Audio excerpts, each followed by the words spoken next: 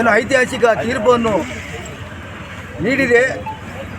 ಆ ತೀರ್ಪನ್ನು ನಮ್ಮ ರಾಜ್ಯದ ಮುಖ್ಯಮಂತ್ರಿಗಳು ಇಲ್ಲಿವರೆಗೂ ಒಳ ಮೀಸಲಾತಿ ವರ್ಗೀಕರಣದ ಅನುಷ್ಠಾನದ ಬಗ್ಗೆ ಸುಪ್ರೀಂ ಕೋರ್ಟ್ ನೀಡಿದಂಥ ಒಂದು ತೀರ್ಪಿನ ಬಗ್ಗೆ ಯಾವುದೇ ಒಂದು ಚಕ್ಕರೆಯ ಎತ್ತಿರೋದಿಲ್ಲ.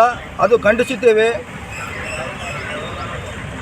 ಕಾಂಗ್ರೆಸ್ ಪಕ್ಷದ ಚುನಾವಣೆ ಸಂದರ್ಭದಲ್ಲಿ ನಮ್ಮ ರಾಜ್ಯದ ಮುಖ್ಯಮಂತ್ರಿಗಳು ಮತ್ತು ಕಾಂಗ್ರೆಸ್ ಪಕ್ಷದ ವರಿಷ್ಠರು ತಮ್ಮ ಒಂದು ಪಕ್ಷದ ಪ್ರಣಾಳಿಕೆಯಲ್ಲಿ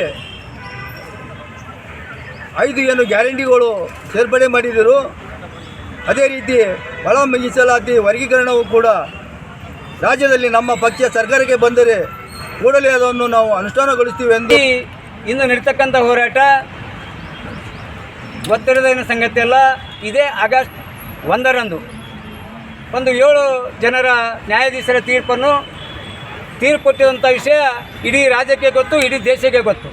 ಆದರೆ ಇವತ್ತಿನ ಹೋರಾಟ, ನಮ್ಮ ಹೋರಾಟ ಇಲ್ಲಿವರೆಗೆ ಸುಮಾರು 30 ವರ್ಷಗಳಿಂದ ಹೋರಾಟ ಮಾಡಿದ್ದೀವಿ.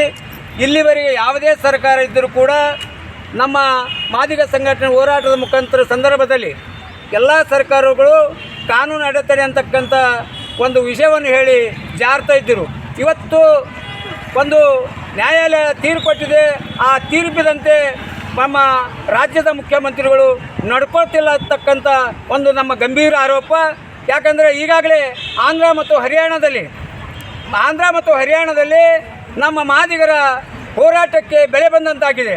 ಈಗಾಗಲೇ ಆಂಧ್ರ ಮುಖ್ಯಮಂತ್ರಿಗಳು ಮತ್ತು ಹರಿಯಾಣ ಮುಖ್ಯಮಂತ್ರಿಗಳು ನಮ್ಮ ನ್ಯಾಯಾಲಯದ ತೀರ್ಪಿಗೆ ಒಪ್ಪಿ ಸ್ವಾಗತ ಮಾಡುವುದರೊಂದಿಗೆ ಅವರು ಆಶ್ವಾಸನೆ ನೀಡಿದರೆ ನಾವು ಮುಂದಿನ ದಿನಗಳಲ್ಲಿ ನಾವು ನಿಮ್ಮ ಒಳ ಮೀಸಲಾತಿಯನ್ನು ಜಾರಿ ಮಾಡ್ತೀವಿ ಅಂತಕ್ಕಂಥದ್ದು. ಆದರೆ ಕರ್ನಾಟಕದಲ್ಲಿ ಪ್ರಾರಂಭವಾದ ಈ ಹೋರಾಟ ನಮ್ಮ ಮುಖ್ಯಮಂತ್ರಿಗಳು ವಿರೋಧ ಪಕ್ಷದಲ್ಲಿದ್ದಾಗ ನಮ್ಮನ್ನು ಮಾದಿಗರನ್ನು ಹುರಿದುಂಬಿಸಿ ಮಾತಾಡ್ತಕ್ಕಂಥದ್ದು ಹಲವಾರು ಉದಾಹರಣೆಗಳಿದ್ದಾವೆ. ನಾನು ನಿಮ್ಮ ಬೆಂಬಲಕ್ಕಿದ್ದೀನಿ, ನಾನು ನಿಮ್ಮ ಪರವಾಗಿದ್ದೀನಿ ಅಂತಕ್ಕಂಥ ಹೇಳಿಕೆಗಳನ್ನು ಹಲವಾರು ರೀತಿಯಲ್ಲಿ ಕೊಟ್ಟಿದ್ದಾರೆ. ಆದರೆ ನಿನ್ನೆ ನಡೆದಂಥ ಒಂದು ನಮ್ಮ KH ಮುನಿಯಪ್ಪರು ಮತ್ತು RV ತಿಮ್ಮಪ್ಪರು, H ಆಂಜನೇಯವರು ಮುಖ್ಯಮಂತ್ರಿಗಳಿಗೆ ಭೇಟಿ ಕೊಟ್ಟಾಗ ಅಡ್ಡಗಾಡಿ ಮೇಲೆ ದೀಪ ಇಟ್ಟಂತೆ ಒಂದು ಉತ್ತರ ನೀಡಿದ್ದಾರೆ. ನಾನು ಈಗಾಗಲೇ ಕೇಂದ್ರದ ವರಿಷ್ಠರನ್ನು ಕೇಳಿ ಇದನ್ನು ನಾನು ನಿಮ್ಮ ಬೆಂಬಲಕ್ಕೆ ನಾನು ಇದ್ದೀನಿ, ನಾನು ಯಾವತ್ತೂ ಇರೋದಿಲ್ಲ, ನಾನು ಕೇಂದ್ರ ವರಿಷ್ಠರನ್ನು ಭೇಟಿ ಮಾಡ್ತೀನಿ ಅಂತಕ್ಕಂಥದ್ದು ಗಾಡಿ ಮೇಲೆ ದೀಪ ಇಟ್ಟಂತೆ ಅಡ್ಡಗಾಡಿ ಮೇಲೆ ದೀಪ ಇಟ್ಟಂತೆ ಹೇಳಿಕೆ ನೀಡುತ್ತದೆ ಸರಿಯಲ್ಲ ಅಂತಕ್ಕಂಥದ್ದು. ನಿಜವಾಗ್ಲೂ ನೀವು ಹಿಂದುಳಿದ ವರ್ಗದ ಮುಖ್ಯಮಂತ್ರಿಗೆ ಆಗಿದ್ದೇ ಆದರೆ ಮಾತಿಗೆ ತಕ್ಕಂಥ ನಡೀತೀನಿ ಅಂತಕ್ಕಂಥ ಮುಖ್ಯರುಗಳು ಆಗಿದ್ದೇ ಆದರೆ ಈಗಾಗಲೇ ತಾವು ಹಲವಾರು ಬಾರಿ ಹೇಳಿದ್ದೀರಿ ಬಿಟ್ಟಿ ಭಾಗ್ಯಗಳ ಬಗ್ಗೆ.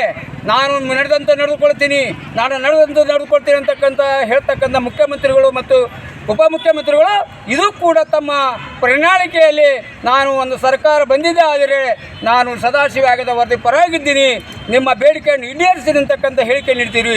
ಆದರೆ ಈಗ ಮಾತಿಗೆ ತಪ್ಪಂಥ CM ಅಂತಕ್ಕಂಥ ನಾವು ಕರಿಬೇಕಾಗ್ತದೆ.